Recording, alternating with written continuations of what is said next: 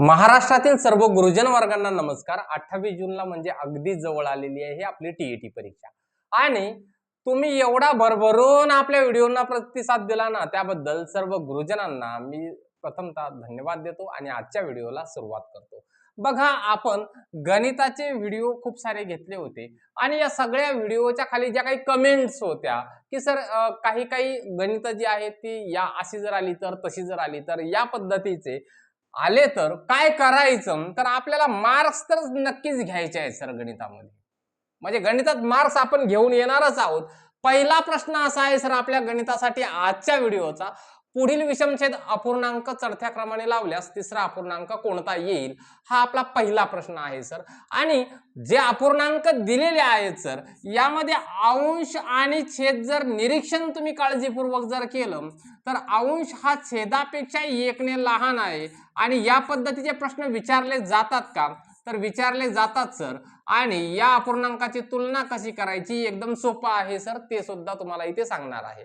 आपण जे काही समछेद अपूर्णांकाची तुलना करायची जर ठरवलं तर समछेद अपूर्णांकाची तुलना करणं खूप सोपं जातं आपल्याला। मग इथे काही वेगळं नाहीये, तर इथे फरक जो आहे तो 1 चा आहे। अशा स्थितीमध्ये ज्या अपूर्णांकाचा अंशच इथं आपल्याला ऑब्झर्व करायचा, ज्या अपूर्णांकाचा अंश लहान आहे ना सर, तो अपूर्णांक लहान आहे असं म्हणायचं। आपल्याला क्रम कोणता लावायचा, तर क्रम लावायचा आम्हाला चढता क्रम। कोणता लावायचा, चढता क्रम। चढता क्रम जर लावायचा आहे तर लहान अपूर्णांक आम्ही अगोदर घेणार आहोत, म्हणजे 5/6 हा अपूर्णांक सर्वात लहान आहे सर यामध्ये। त्यानंतर 7/8 हा अपूर्णांक येणार आहे, हा झाला, हाही झाला। त्यापेक्षा मोठा कोणता आहे, तर 9/10 हा 7/8 पेक्षा मोठा अपूर्णांक आहे, हाही अपूर्णांक झाला। त्यानंतर हा अपूर्णांक आहे 13/14 आणि शेवटी सगळ्यात मोठा अपूर्णांक ज्याचा अंश सर्वात मोठा, तो अपूर्णांक सर्वात मोठा अपूर्णांक ठरणार आहे सर यासाठी सुद्धा। पण मात्र आपल्याला अट काय आहे की अंश आणि छेद यांच्यामध्ये काय आहे, 1 चा फरक आहे। त्यावेळेला आपण ही कंडिशन इथे करू शकतो का, हो करू शकतो। तर बघा, आपण हे चढत्या क्रमाने लावले सर। तिसरा अपूर्णांक कोणता, हा पहिला आहे, हा दुसरा आहे, हा तिसरा आहे, म्हणजे 9/10 हे काय आहे, आमचं अचूक उत्तर आहे, पर्याय क्रमांक 2। एकदम साध्या साध्या गोष्टी आहेत। पुढच्या प्रश्नाकडे चला, अजून क्लिअर होणार आहे सर तुमचं। पुढील विषमछेद अपूर्णांक उतरत्या क्रमाने, प्रश्न काळजीपूर्वक पाहायचा आहे, तिथे चढत्या क्रमाने होतं, इथे उतरत्या क्रमाने म्हटलेलं आहे, असता दुसरा अपूर्णांक कोणता येईल। आता यामध्ये कंडिशन काय दिलेली आहे, 5/7 म्हणजे अंश आणि छेदामध्ये 2 चा फरक आहे, तिथे 1 चा फरक होता, इथे 2 चा फरक आहे, काही हरकत नाही सर। अपूर्णांक या पद्धतीने आपल्याला दिलेले आहेत, 7/9, 6/8 आणि 9/11 असे 5 अपूर्णांक आम्हाला दिलेले आहेत आणि आम्हाला उतरता क्रम लावायला सांगितलेला आहे। उतरता लावत असताना आपण काय करत असतो सर, तर सुरुवातीला मोठी संख्या घेतो। यापैकी मोठी संख्या ठरवायची कशी, मग ते एकसारखंच चालेल का, हो चालतं सर, काही अडचण नाहीये। म्हणजे हा जो अपूर्णांक आहे तो अपूर्णांक सर्वात मोठा आहे, 9/11 हा सर्वात मोठा अपूर्णांक आहे। त्यानंतर 7/9 हा अपूर्णांक आहे। त्यानंतर कोण येणार आहे, तर 6/8 हा अपूर्णांक येणार आहे, 6/8। त्यानंतर 5/7 हा अपूर्णांक येणार आहे आणि त्यानंतर 3/5 हा अपूर्णांक येणार आहे। तुमच्या उत्तर लक्षात आलंच असेल। आपल्याला दुसरा अपूर्णांक कोणताही विचारलं होतं, तर दुसरा अपूर्णांक 7/9, पहिला हा आणि दुसरा हा, म्हणजे 7/9 हे काय झालेलं आहे, आमचं अचूक उत्तर झालेलं आहे। प्रश्न क्रमांक 2 साठी 2 नंबरचं अचूक उत्तर आहे सर। पुढच्या प्रश्नाकडे जायचंय आम्हाला। स्पीड होतो का जास्त, नक्कीच होणार नाहीये, कारण आता काही गोष्टी आपल्याला थोड्याशा स्पीडला घ्याव्या लागणार आहेत, कारण वेळही खूप कमी आहे। दिलेले अपूर्णांक चढत्या क्रमाने लावल्यास चौथा अपूर्णांक कोणता येईल। पुन्हा एकदा तेच म्हटलेलं आहे की दिलेले अपूर्णांक चढत्या क्रमाने जर आपण लावले, चढता क्रम लावायचा आहे, पण अपूर्णांकात काहीतरी बदल केलेला निश्चितच असणार आहे। तर बघा, 8/7 दिलेला आहे, त्यानंतर 10/9 दिलेला आहे, त्यानंतर काय दिलेलं आहे, 16/15 दिलेला आहे सर आम्हाला, त्यानंतर 6/5 दिलेला आहे आम्हाला आणि 14/13 दिलेला आहे आम्हाला। आता बघा, तिथे आणि इथे काहीतरी फरक आपल्याला जाणवतो। तिथे काय होता, तर छेद मोठा होता। अशा स्थितीमध्ये ज्याचा अंश मोठा तो अपूर्णांक आपण मोठा घेतला होता। इथे काय आहे सर, इथे आपला अंश मोठा आहे सर, अंश काय आहे, मोठा आहे। तिथे आपण जो अंश मोठा होता तो अपूर्णांक मोठा म्हटला होता, इथे आता उलट करावा लागणार आहे। ज्याचा अंश मोठा आहे ना सर, तो अपूर्णांक इथे काय होतो तर लहान ठरत असतो. आपल्याला चढता क्रम लावायला सांगितलेला आहे. मग आपल्याला सगळ्यात मोठा अपूर्णांक कोणता आहे तर 16/15 हा सगळ्यात काय आहे तर चढत्या क्रमानं लावत असताना हा सगळ्यात छोटा अपूर्णांक आहे सर. याचं काम तुमचं झालेलं आहे. त्यानंतर 14/13 हा अपूर्णांक येणार आहे. त्यापेक्षा मोठा कोण असणार आहे तर 10/9 हा अपूर्णांक त्यापेक्षा मोठा असणार आहे. त्यानंतर 8/7 हा अपूर्णांक त्यापेक्षा मोठा असणार आहे. आणि सगळ्यात मोठा अपूर्णांक आहे सर तुमचा 6/5. म्हणजे या पद्धतीने तुमचा क्रम लागणार आहे. कशासाठी तर चढत्या क्रमाने. पण इथे कोण मोठा आहे तर अंश मोठा आहे. विषमछेद अपूर्णांक आहेत सगळे, पण मात्र फरक कितीचा आहे तर फरक फक्त 1 असाच आहे सर. त्यामुळे हा झाला तुमचा चढता क्रम. विचारलं काय तर आम्हाला चौथा अपूर्णांक कोणता येईल हे विचारलेलं आहे. 1, 2, 3 आणि 4 म्हणजे 8/7 हा आमचा चौथा अपूर्णांक येणार आहे सर. पर्याय क्रमांक 3 या प्रश्नासाठी काय होणार आहे आमचं अचूक उत्तर होणार आहे. व्हिडिओ जर आवडत असेल तर लाईक मात्र सर करायचा आहे. आणि मला ही खात्रीच झालेली आहे कारण तुम्ही सगळ्यांनी एवढं सगळं प्रेम दाखवलं ना, हीच खूप मोठी गोष्ट आहे. तुम्ही लाईक निश्चितच करता. बघा प्रश्न क्रमांक 4 आहे. दिलेल्या अपूर्णांकातील सर्वात मोठा अपूर्णांक कोणता आहे हे आपल्याला विचारलेलं आहे. म्हणजे आपल्याला लहान मोठे ठरवत असताना सुद्धा चढता उतरता क्रम कामाला येतो का? हो येतो सर. म्हणजे 11/9 पण यामध्ये काहीतरी बदल केलेले आहेत त्यामुळे काळजीपूर्वक पाहायचं आहे. 9/7 त्यानंतर 5/3 त्यानंतर 17/15 आणि इथे 13 किती आहे 11 दिलेला आहे. मग आपण या परिस्थितीमध्ये काय म्हटलं होतं सर तर जो इथे 2-2चा फरक आहे मगासारखंच आहे. मगाशी 1-1चा घेतला होता, इथे 2-2चे फरक आहे. यालाही ते लागू होतं का? हो सर होतं. यालाही ते लागू होतं. म्हणजे याचा अर्थ काय आहे ज्याचा अंश सगळ्यात मोठा आहे तो अपूर्णांक लहान ठरणार आहे. त्यानंतर हा झाला. त्यानंतर 13/11 हा अपूर्णांक होणार आहे. त्यानंतर 11/9 हा अपूर्णांक 13/11 पेक्षा मोठा होणार आहे. त्यानंतर 9/7 आणि सगळ्यात मोठा अपूर्णांक 5/3 हा अपूर्णांक होणार आहे. आणि आपल्याला काय विचारलं तर सर्वात मोठा विचारलं. 5/3 हा जो अपूर्णांक आहे तो सगळ्यात मोठा होणारा अपूर्णांक आहे. म्हणजे विषमछेद अपूर्णांक असताना सुद्धा आपल्याला प्रश्न सोडवता येतात का? हो या पद्धतीने निश्चितच प्रश्न सोडवता येतात. फक्त तो फरक 1, 2, 3 या पटीत असणं खूप गरजेचं आहे. त्याकडे काळजीपूर्वक बघा. आणि जर पटीत नसेल तर मग मात्र काय करायचं त्यासाठी हा प्रश्न सुद्धा बघून घ्या. दिलेले अपूर्णांक चढत्या क्रमाने लावले असता पहिला अपूर्णांक व तिसरा अपूर्णांक यांचा गुणाकार किती असा हा प्रश्न आपण डेव्हलप केलेला आहे. आणि इथे आहे 13/15 हा एक अपूर्णांक घेतला होता. 9/13 हा एक अपूर्णांक घेतला होता. त्यानंतर 13/14 हा एक अपूर्णांक घेतलेला आहे. 17/19 हा एक अपूर्णांक घेतलेला आहे. आणि 7/10 हा एक अपूर्णांक घेतलेला आहे. बघा आता आपण तुलना कोणाकोणाची करणार आहोत अंश आणि छेदाची तुलना करणार आहोत. अंश आणि छेद कितीचा फरक आहे 2चा फरक आहे. इथे मात्र काय 4चा फरक आहे. इथे 1चा फरक आहे. 1चा फरक आहे. त्यानंतर इथे 2चा फरक आहे. इथे 3चा फरक आहे. काय लक्षात येतं आपल्याला आपण जर चढत्या क्रमाला लावायचं जर म्हटलं तर अंश आणि छेदामध्ये इथे 4चा फरक आहे. म्हणजे हा सगळ्यात लहान अपूर्णांक होणार आहे 4चा फरक असल्यामुळे. इथे 3चा फरक आहे सर. म्हणजे हा यापेक्षा काय आहे मोठा अपूर्णांक आहे. बघा हा पूर्णांक गेला.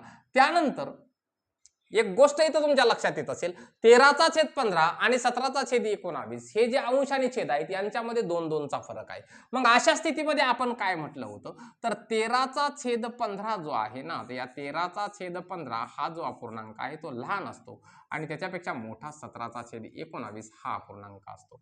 त्यानंतर काय आहे 13/14 हा जो अपूर्णांक आहे याच्यामध्ये फरक काय आहे फक्त 1चाच फरक आहे. त्यामुळे हा अपूर्णांक जो आहे तो सगळ्यात मोठा होणारा अपूर्णांक आहे. आता इथे आपल्याला विचारलं काय सगळ्यात लहान मोठा हे नाही विचारलं तर तिसरा अपूर्णांक आणि पहिला अपूर्णांक यांचा गुणाकार किती हे विचारलेला आहे. तर पहिला अपूर्णांक सर आमचा हा आहे आणि तिसरा अपूर्णांक आमचा हा आहे.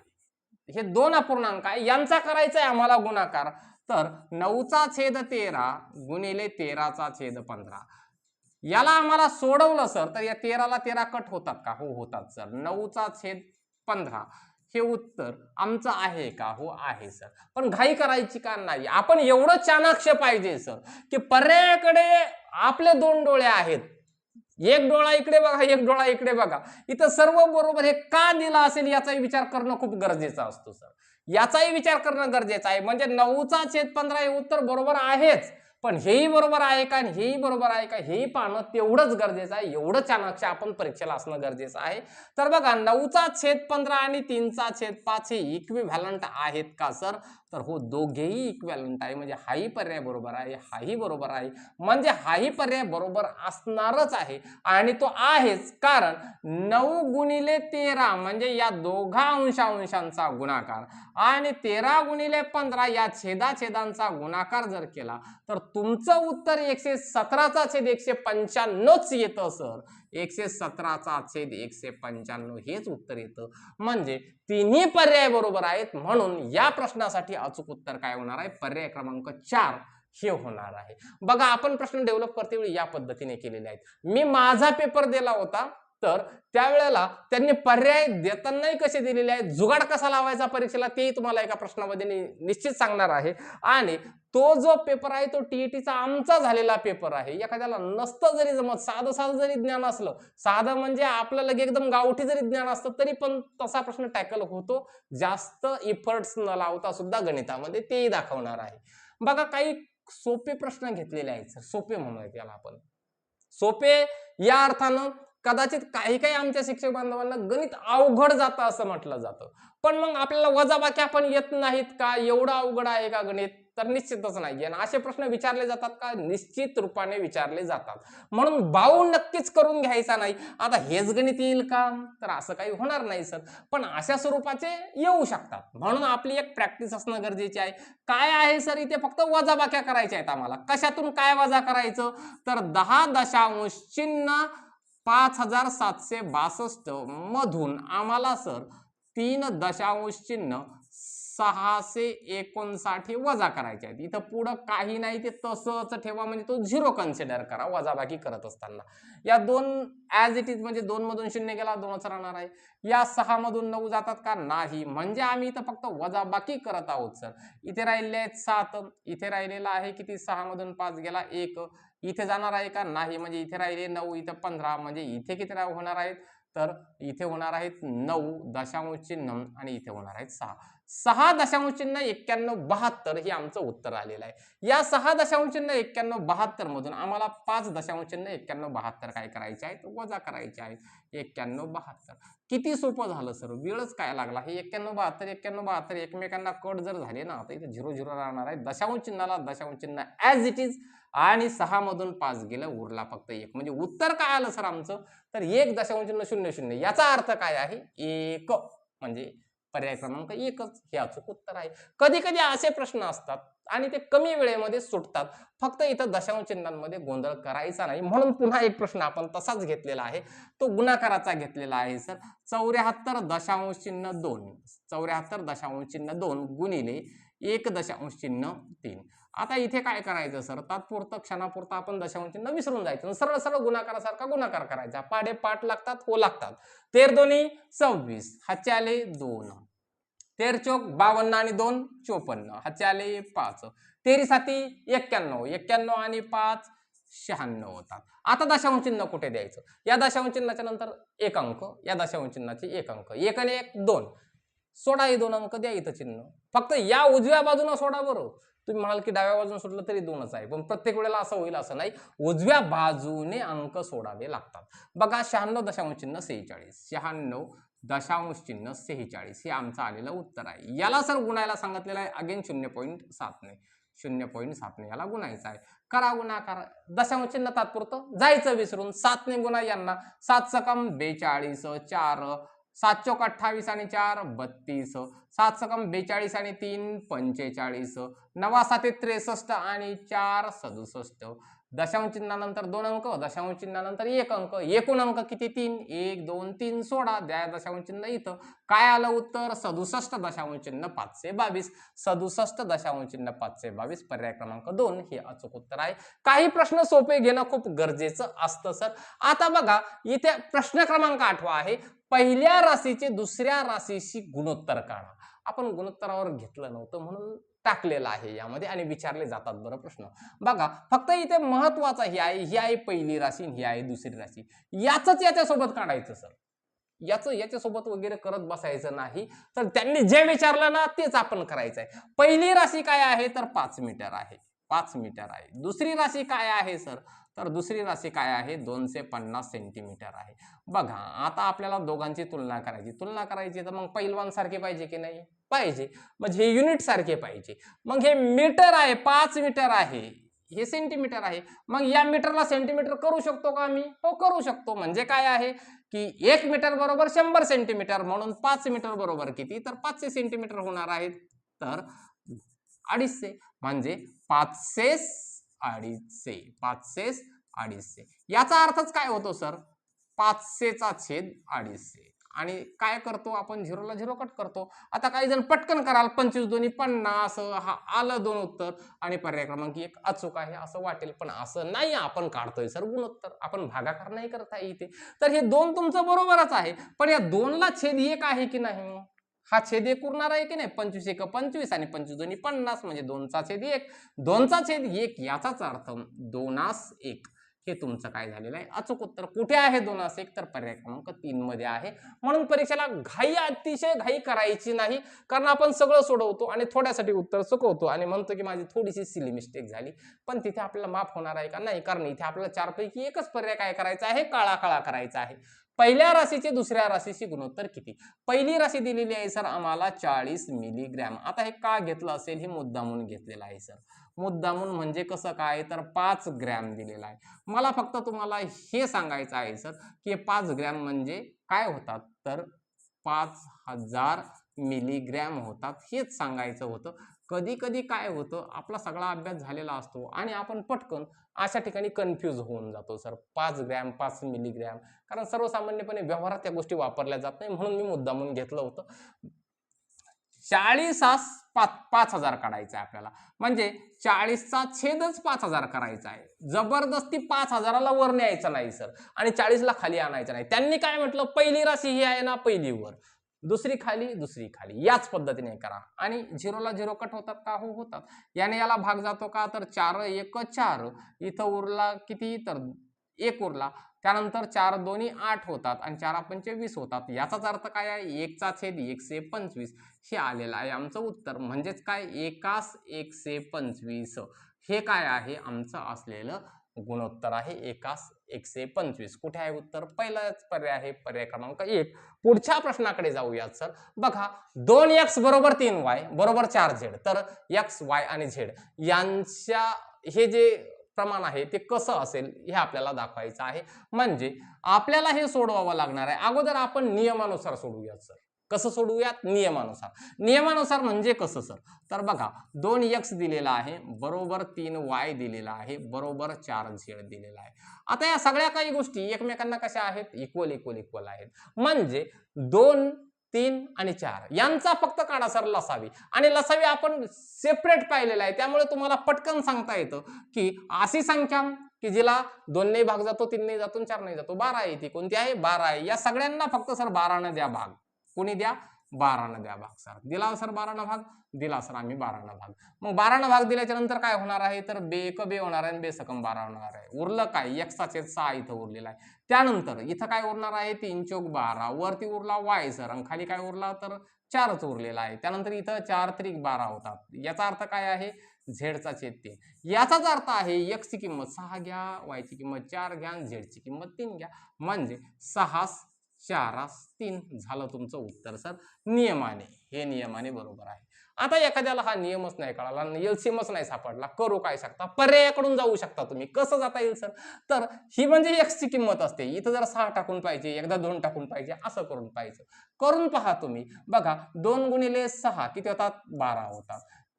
y ची किंमत 4 आहे म्हणजे 4 त्रिक 12 होतात. त्यानंतर 4 त्रिक 12 होतात. आले की नाही 12 12 12 12 सगळे बरोबर. म्हणजेच काय, हे 6 आहेत, हे 4 आहेत आणि हे 3 आहेत. असंही उदाहरण सुटतं का? हो सुटतं सर. बरोबर आहे का? बरोबर आहे ते पण. आलं लक्षात? फक्त हे नियमानुसार आहे सर. हे काय आहे? नियमानुसार. चला पुढच्या प्रश्नाकडे जाऊयात. एस बी सी या 3 संख्या प्रमाणात आहेत. ए बरोबर 3 दिलेला आहे, सी बरोबर 12 दिलेला आहे, तर बी ची किंमत काढायची आहे. बघा, आपल्याला जर एस बी सी असं जर दिलेलं असेल तर याचा अर्थ काय असतो सर? तर ए चा छेद बी बरोबर बी चा छेद सी हा याचा अर्थ असतो. म्हणजे आपल्याला कोणकोणत्या किमती दिलेल्या आहेत सर त्यांनी? तर ए ची किंमत दिलेली आहे, सी ची किंमत दिलेली आहे, बी ची किंमत काढायची आहे. मग ती काढायची कशी? तर सर मी काय सांगितलेलं आहे, ज्या वेळेला दोन गोष्टी एकमेकांना समान असतील त्यावेळेला अंश आणि छेदामध्ये असलं तर क्रॉस मल्टिप्लिकेशन आपलं नेहमीसारखं. म्हणजे ए गुणिले सी, ए सी बरोबर बी गुणिले बी, बी गुणिले बी याचाच अर्थ काय होतो? बी चा वर्ग होतो. बघा, ए ची किंमत दिलेली आहे का? यस दिलेली आहे 3. सी ची किंमत दिलेली आहे का? हो दिलेली आहे 12. म्हणजे या दोघांच्या मध्ये गुणाकारात चिन्ह असतं की नाही? 12 त्रिक किती होतात? 36 होतात सर. म्हणजे बी चा वर्ग बरोबर काय? तर 36 झालेले आहेत सर. मग बी बरोबर काय? तर बी बरोबर वर्गमुळामध्ये 36. याचाच अर्थ काय? 36 चं वर्गमूळ 6 झालं आमचं अचूक उत्तर. पुढच्या प्रश्नाकडे जाऊयात सर. आता टेबल व खुर्ची यांच्या किमतीचे गुणोत्तर 5:2 आहे. जर टेबलची किंमत 5,500 रुपये असल्यास खुर्चीची किंमत किती? आपल्याला टेबल दिलेला आहे सर आणि एक खुर्ची दिलेली आहे सर. गेलो आपण दुकानात विकत घ्यायला गेलो तर इथं याची किंमत ही 5, खुर्चीच्या 2 या पद्धतीने आहे. मग रिअल मध्ये आपल्याला टेबलची किंमतच दिलेली आहे. हे एक छान काम केलेलं आहे आणि करावंच लागतं सर, नाही तर मग काहीच कळणार नाही. म्हणजे काय आहे, जर समजा टेबलचा काय आहे की रेशो हा आहे 5, प्रमाण त्याचा 5 आहे. कशाच्या? तर 5,500च्या. मग हे आपल्याला काढायचं तर सिंपल आहे. 5,500 ला काय करा, 5 ने तुम्ही भाग द्या. काय उत्तर येणार आहे सर? 1100 येणार आहे. मग आम्ही या 1100 ने या 2 ला गुणायचं का? हो गुणू शकता सर. आणि तेच तर आपल्याला करायचं आहे. गुणिले 2 जर केलं तर 11 दोन्ही 22 होतात. म्हणजे 2200 आणि हे 2200 काय आहे? तुमच्या खुर्चीची किंमत आहे. पर्याय क्रमांक 3. एवढं सोपं? हो एवढं सोपं. विचारतात का? हो विचारतात परीक्षेला. चला, आणि अवघड वाटतं बरं हे सगळं पाहिल्याच्या नंतर. फक्त वाटतं अवघड, आहे सोपं. म्हणजे तुम्ही जर प्रश्न काळजीपूर्वक समजून घेतला ना, 1 मिनिटाच्या आतमध्ये गणिताचं उत्तर येतं का? यस येतं. आणि आपल्याला सर काय करायचंय? टीईटी क्वालिफाय करायची कशी का होईना. म्हणजे असं काही नाही की आपल्याला इथं 150 पैकी 150 मार्क्स मिळवायचे आहेत. म्हणजे 90 अबोव मिळवण्याचा प्रयत्न करायचा आहे. पुढील पैकी कोणती जोडमूळ संख्येची अचूक जोडी होणार नाही? आता हा प्रश्न याच्यावरती आपण व्हिडिओमध्ये कव्हर केला होता, तरी पुन्हा का घेतला होता? कारण काही जणांना हे जोडमूळ आणि सहमूळ यांच्यातला फरक कळाला नव्हता, म्हणून पुन्हा एकदा रिपीट घेतलेला आहे. म्हणून आपण थोडीशी त्यावरती पुन्हा एकदा चर्चा करूयात, परीक्षा जवळ आलेली आहे म्हणून. बघा, जोडमूळ याचा अर्थ काय असतो सर? तर जोडमूळ म्हणजे दिलेल्या दोन्ही संख्या या मूळच असतात. एक गोष्ट काळजीपूर्वक लक्षात ठेवायची, 1 ते 100 पर्यंत एकूण 25 मूळ संख्या आहेत. किती? 1 ते 100 पर्यंत एकूण मूळ संख्या आहेत सर 25. त्यामध्ये 8 जोड्या आहेत सर कशाच्या? जोडमूळ संख्येच्या. आणि जोडमूळ संख्येमध्ये दोन्ही संख्या या मूळ असतातच, सोबतच त्यांचा जो फरक आहे ना, फरक म्हणजे मोठ्या संख्येतून लहान संख्या वजा केली ना तर उत्तर नेहमी 2च येतं. त्याला जोडमूळ म्हटलं जातं सर. बघा, 13 मधून 11 गेले 2च राहतात सर. त्यानंतर 31 मधून 29 गेले 2च राहतात सर. 47 मधून 43 गेले तर 4 राहतात सर. आता बघा, ही 47 जरी मूळ संख्या आहे, 43 जरी मूळ संख्या आहे, तरी ती जोडमूळ नाहीये सर. ती जोडमूळ आहे का? नाही. कारण त्या जोडमूळ संख्येमध्ये फरक हा 2चाच असावा लागतो. 61 59 ह्यात सुद्धा 2चाच फरक आहे. अशा ज्या जोड्या आहेत ना जोडमूळ संख्येच्या 1 ते 100 पर्यंत एकूण 8 जोड्या आहेत सर. थोडंसं एकदा नजर टाकून घ्या, जोडमूळ संख्येमध्ये सहमूळ संख्येमध्ये काय फरक आहे. तर यामध्ये दोन्ही संख्या मूळ असाव्याच लागतात आणि फरक किती असतो? 2चा असतो. कुठे? जोडमूळ संख्येमध्ये. यासाठी आपलं उत्तर काय झालं? मग पर्याय क्रमांक 3 हे उत्तर झालेलं आहे. कारण इथे फरक काय आहे? 4 आहे. इथे 2 पाहिजे होता. पुढच्या प्रश्नाकडे जाऊयात. सहमूळ संख्येची अचूक जोडी ओळखा. सहमूळ संख्येची अचूक जोडी. आता सहमूळ संख्या म्हणजे काय? तर त्या दोन्ही संख्या मूळ पाहिजेच असं काही नाही सर. दोन्ही संख्या मूळ असतीलच असं काही नाही. आणि एक गोष्ट इथं काळजीपूर्वक लक्षात ठेवा की नियर अबाउट जवळजवळच्या ज्या संख्या असतात ना, या दोन्ही सुद्धा काय असतात, सहमूळ संख्येची जोडी असते. सहमूळ संख्येमध्ये काय असतं, तर या अशा संख्या असतात की तिला एकनेच भाग जातो, दुसरा कोणताच सामायिक विभाजक त्यांचा नसतो. म्हणजे या 42 ला एकनेच भाग जातो, 43 ला एकनेच भाग जातो, सामायिक विभाजक दुसरे कोणतेच नाहीत. कारण ही 43 ही काय आहे, मुळातच मूळ संख्या आहे. 42 जरी समसंख्या असली तरी ती या 43 ची ती जोडमूळ होऊ शकते का, यस होते, म्हणजे होतेच. आणि जवळजवळच्या म्हणजे 21 22 या जोडमूळ संख्यांची जोडी आहे का, हो आहे. मग या जवळजवळच्याच लागतात का, दूरदूरच्या चालत नाही का, चालतात सर. म्हणजे एखादी संख्या आहे, उदाहरणार्थ इथं 47 दिलेली आहे आणि 47 ही काय आहे, मूळ संख्या आहे आणि तुम्ही म्हटलं इथं 20, तर ह्या जोडमूळ संख्यांची जोडी होऊ शकेल का, हो होऊ शकते. कारण या दोघींचा सामायिक विभाजक ही एकच संख्या आहे. या व्यतिरिक्त दुसऱ्या कोणत्याही संख्येने याला भाग जात नाही. म्हणजे आता इथं 15 आणि 135 यांचा विचार करा. या 15 आणि 135 ला भाग जातो, म्हणजे याचे जे काही विभाजक आहेत ना, हे एक तर आहेच, पण 15 ही आहे दोघांचाही विभाजक. 28 ने 56 ला भाग जातो, 14 ने या दोघींनाही भाग जातो. म्हणजे यांचे अवांतर विभाजक असू शकतात. हा पर्याय थोडासा इथं कट करून ठेवा. पर्याय नंबर 2 हे घ्या. कारण काय झालं की थोडंसं टायपिंग करताना तीच पण जोडी तिथं टाकल्या गेली. फक्त मला तुम्हाला हे सांगायचं की सहमूळ संख्येची अचूक जोडी कोणती, तर सहमूळ संख्या आणि जोडमूळ संख्या यांच्यामध्ये काय फरक आहे हे तुम्हाला सांगायचं होतं. पुढे आहे बघा, दुपारी 2:25 घड्याळातील तास काटा व मिनिट काटा यात किती अंशाचा कोन असेल, प्रश्न विचारला जाऊ शकतो. आणि या संदर्भामध्ये एका सरांनी मला मेसेजही केला होता की सर यावरती घ्या म्हणून तुमच्यासाठी हा प्रश्न घेऊन आलेला आहे. म्हणजे तुम्हालाही माहिती आहे की असं घड्याळ असतं, इथं 12 वाजले, 1 वाजले, 2 वाजले, 3 वाजले, 4 वाजले, 5 वाजले, इथपर्यंत घेऊयात आपण. बघा इथं मिनिट काटा आहे, तास काटा इथे कुठेतरी असणार आहे. इथे कोणता कोन होईल, आपल्याला पटकन वाटतं 90 डिग्रीचा कोन होईल, आपण मारून मोकळं होतो, पण चुकलं सर. मग इथं करायचं काय, सर, तर आपल्याला अचूक कोन काढायचं आहे.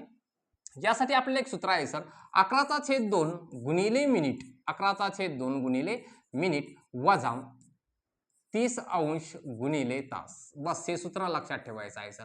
आता तुम्ही म्हणाल की हे सूत्र नेमकं आणलं कुठून, हे सूत्र आहेच सर. आणि हे आणलं कसं तेही सांगतो. 11/2 याचा अर्थ काय आहे, 5.5 अंश. बघा हा 5.5 अंशही आणला कुठून, ज्या वेळेला मिनिट काटा आपला फिरत असतो सर, मिनिट काटा हा एका मिनिटामध्ये तास काट्यापेक्षा 5.5 अंश पुढे जात असतो, म्हणून ते 5.5 घेतलेले असतात. आणि त्यालाच आपण अंश आणि छेदामध्ये 5.5 लाच 11/2 असं लिहितो. त्यानंतर हे 30 आणले कुठून, तर एका तासामध्ये तास काटा जो आहे तो 30 अंशांनी पुढे जात असतो, म्हणून इथं 30 घेतात सर. बघा हे सूत्र लक्षातच ठेवावं लागतं. 11/2 गुणिले मिनिट वजा 30 गुणिले तास, हे लक्षातच ठेवायचं आहे. आता हे मिनिट आणि तास घ्यायचे कोणते, ते उदाहरणात दिलेले आहेत सर. कुठे दिलेले आहेत, उदाहरणात 11/2 मिनिटं किती आहे सर, 25 आहेत, ह्या 25 वजा 30 गुणिले तास किती आहेत सर, तर 2 तास, हे 2 तास. चला बस एवढं सोडवायचं. एवढं सोडवत असताना नेमकं काय करणार सर आम्ही, तर या दोघांचा करा गुणाकार, नंतर भागाकार करा. जसं सोपं वाटेल तसं करा, तुम्हाला जसं कम्फर्ट वाटेल तसं. म्हणजे मी सांगतो म्हणजे असं करा असं नाही, गुणाकारच करायचा नाही. एखादा म्हणेल की नाही सर मग मी याला अगोदर भागाकार करतो, करा, काही अडचण नाही. तुम्हाला कम्फर्ट जे वाटेल ना ते करा सर, फक्त आपल्याला टीएटी क्वालिफाय करायची आहे. बघा 11 गुणिले 25 म्हणजे 25 एक 25 होतात, हातचे 2 गेले, 25 आणि 2 27. त्यानंतर मी भाग देणार आहे, मला हे कम्फर्टेबल वाटलं म्हणून मी असं केलं. बघा 30 दोन्ही 60 होतात. आता मी इथे फक्त याला भाग देणार आहे सर. काय केलं, बे 1 बे होतो, त्यानंतर बे 3 6 होतात, इथं 1 उरलेला आहे, बे 7 14 होतात, 1 उरलेला आहे, पॉईंटचा भागाकार दिला, बे 5 10 होतात. म्हणजे 137.5 वजा 60 एवढंच वजाबाकी सर आता आम्हाला करायचे आहे. म्हणजे 137.5 थोडंसं व्यवस्थित घेतो याला, 0.5 वजा किती करायचे आहेत, 60 करायचे आहेत. म्हणजे याच्या खाली काय 0 आहे, 0.5, त्यानंतर इथे राहिले आहेत 7 आणि इथे काय राहणार आहे, 13 मधून आमचे 6 जर गेले तर इथे अगेन काय उरतात, 7 उरतात. म्हणजे 77.5 77.5 अंश. बघा 90 आणि 77.5 अंश. ज्या वेळेला तास काटा हा 2च्या समोर असेल, मिनिट काटा हा 5 वर असेल, त्यावेळेला घड्याळामध्ये अचूक कोन तयार होतो सर? 77 अंशाचा किंवा 77.5 अंशाचा कोन तयार होतो आणि हे तुम्ही कोणत्याही तासासाठी कोणत्याही मिनिटासाठी काढू शकता. आता त्यातले आणखी काही प्रकार आहे. याला पहिला कोन म्हणतात, दुसरा कोन असतो. तर हे प्रश्न शक्यतोवर टीईटीला नाही विचारले जात, ते एमपीएससीला वगैरे विचारले जातात सर. तेवढं डीपमध्ये जाण्याची वेळ आज आपली नाहीये आणि नंतर आपण करायची असली तर त्यावर नंतर चर्चा करूयात. एवढं डीपमध्ये टीईटीला नाही विचारत. बघा, प्रश्न क्रमांक 16 आहे. नमिताने गृह उद्योगासाठी 10 आहे. आता इथं 7.5 आहेत. हे 7.5 कन्सिडर करा, कारण हा ऍज इट इज आम्हाला विचारलेला प्रश्न होता सर पेपरला. आणि एका मॅडमने कमेंट केलेली होती की सर जर समजा या असं वर्ष आणि महिन्यामध्ये आलं किंवा अपूर्णांकात आलं तर सोडवायचं कसं, म्हणून हा आपण प्रश्न घेतलेला आहे. 10 7.5 दराने बँकेकडून 1,50,000 रुपयाचे कर्ज 8 वर्षासाठी घेतले तर त्या मुदतीनंतर कर्जफेडीसाठी एकूण किती रक्कम तिने बँकेला परत करावी. हा टीईटीने आमच्या पेपरला सर म्हणजे जी नोव्हेंबर महिन्यात 2025 ला जी काही परीक्षा झाली ती तिला विचारलेला प्रश्न होता. याला कच्चं काम करावंच लागतं, सोडवावंच लागतं, पण आम्हाला ते करावंही लागलं नाही. का करावं लागलं नाही ते जाता जाता तुम्हाला सांगून ठेवतो. बघा, नमिताने गृह उद्योगासाठी 10 आहे. आता 10 म्हणजे आपल्याला दर दिलेला आहे सर. किती दिलेला आहे तो? तर 7/1/2. आता इथे काळजीपूर्वक लक्षात घ्या, ज्यांना ही गोष्ट थोडीशी अवघड जाते त्यांच्यासाठी सांगून ठेवतो. एक तर तुम्ही काय करा, हा पूर्णांक युक्त अपूर्णांक आहे. या पूर्णांक युक्त अपूर्णांकाला सर तुम्ही अंशाधिक अपूर्णांकात रूपांतर करा. म्हणजे छेदाने या 7 ला गुणा, 7 2 14, त्यात हा अंश मिळवा, म्हणजे 15/2 असं तुम्ही याला वर्ष म्हणू शकता का? हो, म्हणू शकतो सर. त्यानंतर काही जण 7.5 घेतील, चालेल सर, तसंही केलं तरी काही होत नाही, उत्तर तुमचं चुकणार नाही. तुम्हाला जे कम्फर्ट आहे ते करा. आम्ही समजा हे घेतलं, याच्यानुसार आपण करूया. बघा, किती घेतली? मुद्दल घेतलेली आहे सर 1,50,000 रुपये एवढी मुद्दल घेतलेली आहे. त्यानंतर किती वर्षासाठी घेतली, म्हणजे कालावधी किती होता? तर 8 वर्षाचा होता. मग व बरोबर सूत्र काय सांगितलं होतं आपण? तर म गुणिले द गुणिले क भागिले 100. हा टीईटीला मागच्या वर्षी विचारलेला प्रश्न होता सर. मुद्दल किती आहे? तर मुद्दल दिली होती आम्हाला 1.5 लाख रुपये, म्हणजे 1,50,000.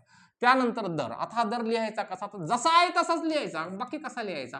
15/2 असा आहे ना, 15/2च लिहायचा. 7.5 आहे ना, 7.5च लिहायचा, काही अडचण नाही. गुणिले कालावधी. कालावधी किती आहे सर? तर 8 वर्ष आहे सर. आणि याला छेदस्थानी काय असतात? तर 100 असतात सर.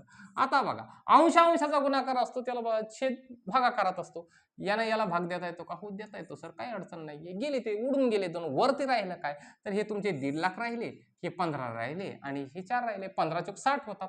म्हणजेच या 100ला हे कटलं, हे कटलं, हे कटलं, हे कटलं. वर राहिलंच काय सर? 1,500 गुणिले 60. 1,500 गुणिले 60 यांचाच गुणाकार आपल्याला करायचा आहे. 3 शून्य आहेत ना, 1 2 3 शून्य ॲज इट इज. त्यानंतर 15 सकी 90 होतात. झालं उत्तर. काय झालं? पण हे 90 जे आहे ना, हे 90 जे आहे हे व्याज झालेलं आहे सर. उदाहरणार्थ म्हटलेलं काय होतं, तर त्या मुदतीनंतर कर्जफेडीसाठी एकूण किती रक्कम बँकेला परत करावी असं म्हटलेलं होतं. तर हे 90,000 एवढेच फक्त ती परत करेल का? तर नाही करणार.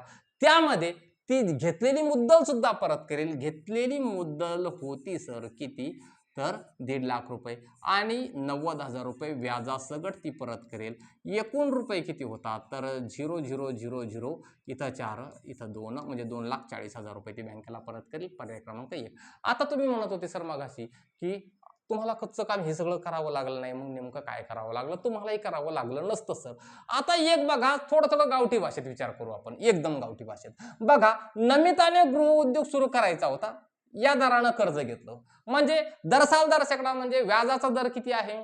तर वार्षिक 7.5% आहे. किती आहे? फक्त 7.5%. आपण बँकेकडून कर्ज घ्यायला गेलो तर सांगते 10%, 11%, लावते 12%. हे आपल्याला माहिती आहे, हो की नाही?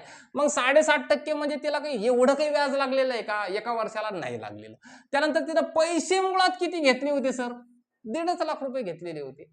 मग 1.5 लाख रुपये 8 वर्षासाठी घेतले. आता जर समजा एवढ्या कमी पैशाचे, एवढ्या कमी व्याजदरानं, एवढ्या कमी पैशाचे 1.5 लाखाचे 9 लाख रुपये होईल का सर? 9 लाख रुपये शक्यच नाही.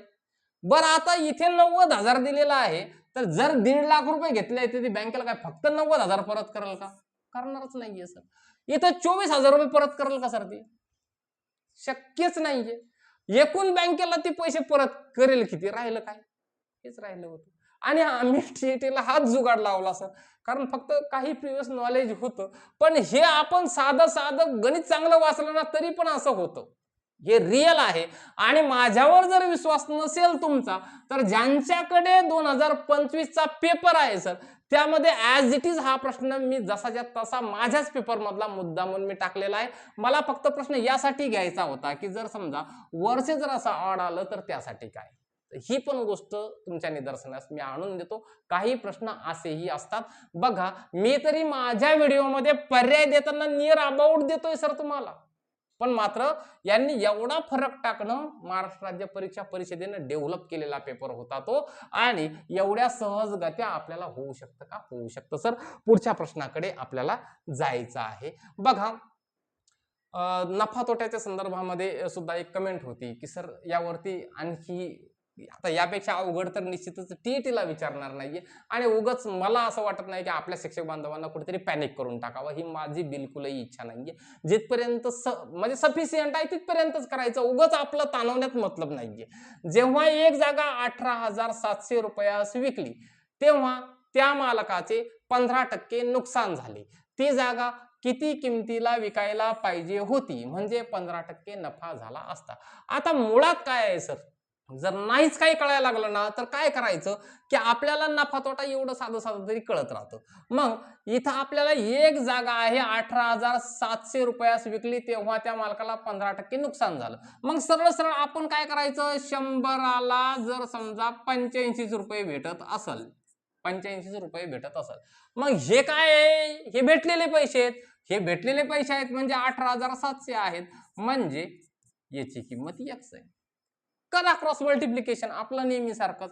हे गरीबाचा कार्यक्रम आहे आपला नेहमी सारखाच. तर 18,700 गुणिले काय येणार, 100 येणार, आणि भागिले काय, तर 85 येणार. काय येणार, 85 येणार. मग आता याला काय करायचं, 5 ने भाग द्या. याला 5 ने भाग जातो का, 5 1 5, 5 7 35, यालाही भाग गेला, इथं राहिले 20.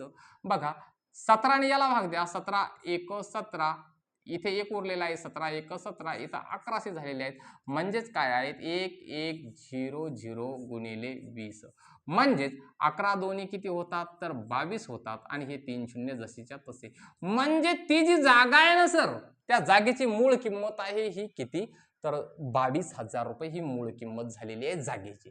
आता आपल्याला काय करायचंय सर, तर आपल्याला नफा पाहिजे त्या जागेवर 15%चा नफा पाहिजे. मग आता पुन्हा गरीबासारखं केलं तरीही चालतं. कसं, जर समजा 100 रुपयाला किती, आता इथं तोटा झाला होता म्हणून 85 घेतले होते, बरोबर. आता फायदा होणार आहे म्हणजे याच्यात 85 मिळवणार आहे. सोपं काम. आणि मूळ किंमत काय आहे, तरी 100 रुपये ही मूळ किंमत आहे तुमची. मग लिहा इथं 2200 रुपये. काय लिहा, 2200 रुपये बरोबर x.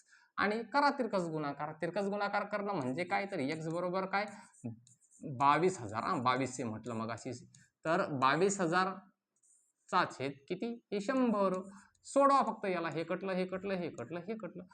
काय करायचं आहे सर, 115ला 220 ने गुणायचं आहे. सरळ 115 गुणिले 220. करा गुणाकार. तर इथे एकक आणि शून्यच येणार आहे. 22चा पाढा आला तो म्हणायचा, नाही आला तर 2 2 न गुणायचं. तर 22 पंच 10 उदासे, म्हणजे हातचे आले किती, तर 11, बरोबर ना. 22 आणि 11 33, हातचे आले 3, 22 आणि 3 25. झालं सर तुमचं उत्तर. म्हणजे ती एवढ्याला विकायला पाहिजे होती, 25,300 ला विकायला पाहिजे होती. कितीला विकायला पाहिजे होती, 25,300 ला विकायला पाहिजे होती. म्हणजे हे सरळ आपल्याला काय होतं, की तिथे निश्चित रूपाने तिथे जाऊन सुचलंही पाहिजे. यापेक्षा सुद्धा शॉर्टकट करायचं तरी सुद्धा ते होऊ शकतं. काही जणांना निश्चित माहित असेल, फक्त बाकीचे लोक कन्फ्यूज होतील म्हणून सांगतही नाहीये. यापेक्षा सुद्धा शॉर्टकट म्हणजे 2 याच्यात सुद्धा उत्तर निघतं. पण मात्र काय होतं की तुम्ही कन्फ्यूज होऊन जाल म्हणून सांगत नाहीये. तर आपलं साध्या पद्धतीने आपण शिकलो. यालाही काही 1-1.5 मिनिटाच्या वर वेळ जात नाही सर परीक्षेला. तर 1 मिनिटात होतं का, हो होतं सर. त्यानंतर ह्या पद्धतीने काही क्वेश्चन जे होते ते तुमच्या कमेंट आलेल्या होत्या, त्यानुसार घेण्याचा मी निश्चितच काय केलेला आहे, तुमच्या समोर इथं प्रयत्न केलेला आहे. आणि आजच जे काही कसरेवार सर आहेत यवतमाळवरून, त्यांनी खूप छान असा रिप्लाय आपल्यासाठी केलेला होता. कसरेवार सरांना धन्यवाद देतो. असं नाही की कसरेवार सरांनाच, तुम्हा सर्व शिक्षक बांधवांना, सगळे गुरुजन आहात आणि तुमचे सगळ्यांचे खूप सारे मेसेजेस येतात, फोन कॉल्स येतात. तुमच्या कमेंट एवढ्या छान छान आहेत, कारण तुमच्या कमेंट आम्ही पर्सनली वाचत असतो आणि एवढ्या छान छान कमेंट वाचून आम्हाला सुद्धा सगळ्यांनाच, म्हणजे फॅमिलीतला, म्हणजे माझा मुलगा असेल, मुलगी असेल किंवा समजा मिसेस असतील किंवा मी स्वतःही असेल, आम्ही तुमच्या कमेंट वाचून अक्षरशः भारावून जातो आणि यातूनच काय मिळते, ऊर्जा मिळते सर हे सगळं करण्यासाठी. तुम्हाला या परीक्षेसाठी आमच्या सगळ्यांकडून लाख लाख शुभेच्छा आणि तुमचा पेपर हा अतिशय चांगला जावो अशीच आम्ही प्रार्थना करतो आणि भेटूयात आपण नेक्स्ट व्हिडिओमध्ये. म्हणजे व्हिडिओ थांबले का इथे? तर नाही, तर नवीन व्हिडिओ आपल्यासाठी विज्ञानाचा नक्कीच घेऊन येणार आहे. भेटूयात पुढच्या व्हिडिओमध्ये. तोपर्यंत जय हिंद, जय महाराष्ट्र.